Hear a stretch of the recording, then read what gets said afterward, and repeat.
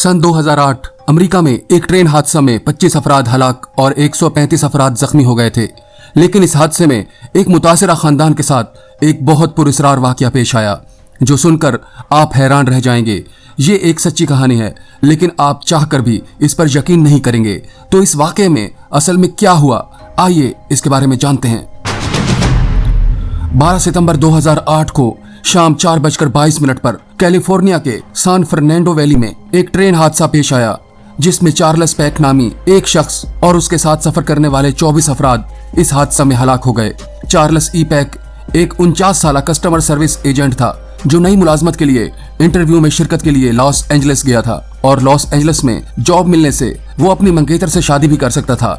Charles की पहली शादी से उसके 3 बच्चे भी थे। चार्ल्स इंटरव्यू के बाद अपनी मंगेतर से मिलने के लिए ट्रेन पर सफर कर रहा था। इस ट्रेन में 225 मुसाफिरों के साथ अमले के 3 अरकान सवार थे। ट्रेन 83 मील फी घंटे की रफ्तार से सामने आने वाली माल बरदार ट्रेन से टकरा गई जिसमें चार्ल्स और कई दीगर हलाक हो गए। बदकिस्मत ट्रेन का हादसा उस वक्त हुआ जब ट्रेन ड्राइवर मोबाइल इस्तेमाल करते हुए रेड सिग्नल को ना देख सका। दूसरी तरफ चार्ल्स की मंगेतर उसे लेने के लिए तैयार थी जब उसने रेडियो पर ट्रेन के हादसे के बारे में सुना, जिससे वो पूरी तरह से खौफजदा हो गई और उसे अंदर से ये खौफ लाहक हुआ कि शायद चार्ल्स भी मारा गया होगा। लेकिन इससे पहले कि उसके खानदान के अफराद चार्ल्स के मरने की तस्दीक करते, चार्ल्स के फोन से पुरअसरार तरीके से उसके खानदान के अफराद को कई फोन कॉल्स की गईं।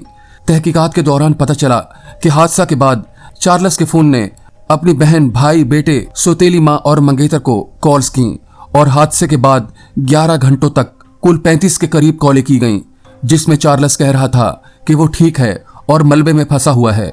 लेकिन जब भी चार्ल्स को कॉल बैक की जाती तो वो कॉल उसके रिकॉर्ड किए गए पैगाम पर पहुंचती और चार्ल्स से बात ना हो पाती। चार्ल्स के मोबाइल को ट्रैक करके उस तक पहुंचने की कोशिश की गई तो उसके मोबाइल तक पहुंचा ना जा सका।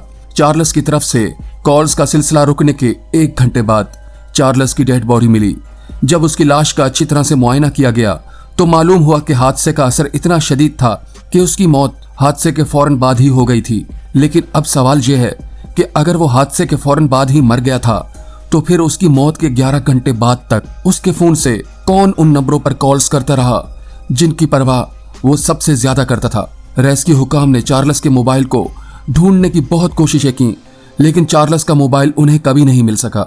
ये वाकया अभी तक मुअम्मा बना हुआ है। यह हादसा बाद में चैट्सवर्थ ट्रेन हादसे के नाम से मशहूर हुआ, जो मेट्रो लिंक की तारीख का सबसे मोहलिक हादसा था।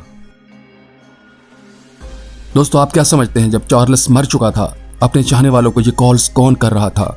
कमेंट्स करके जरूर बताइएगा और ऐसे ही वीडियोस देखने के लिए सब्सक्राइब कीजिएगा नदीम गिलानी यूट्यूब चैनल। आप इजाजत दीजिए।